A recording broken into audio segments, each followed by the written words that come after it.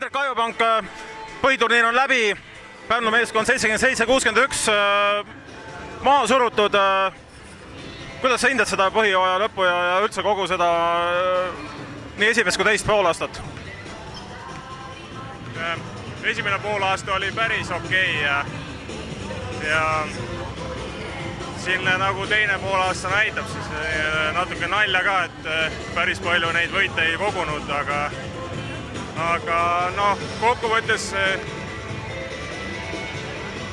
mina isiklikult lootsin nagu paremat nagu põhiturniiri, aga kui kõiki neid asju nagu nüüd kokku panna ja siis ei saa nagu väga midagi nuriseda ja ikkagi lootus veel on või ei taha nagu halba, aga teise meeskonna ebaõnnestumisel siis võime veel kolmandaks tõusta ja siis ei olegi nagu väga hull, aga Indrek, võin sulle öelda, et need võimalused on vähe väiksemaks jäänud, sest teil hetkel juhi peaaegu 15 punktiga Valga üle.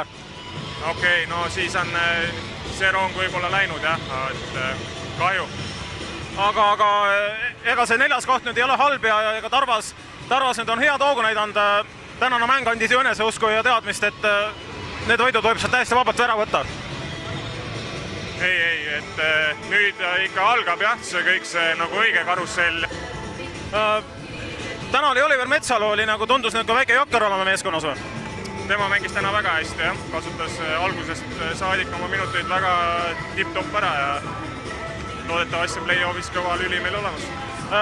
Rahvariided oli täna märksõna ja pärimuskultuur. Kuidas meeskond vaatas sellisele aktsioonile, sellisele üsnagi ainulaadsele aktsioonile Eestis? No välismaalased olid päris suu lahti vaatasid, mis siin nüüd toimub, kui me siin 1,5 tundi varem saali tulime, aga minul isiklikult oli see väga meeldiv ja niisugune hea aura kohe tekitas, kui ma saali sisse astusin, et siin juba proovid käisid ja eriti lahe oli.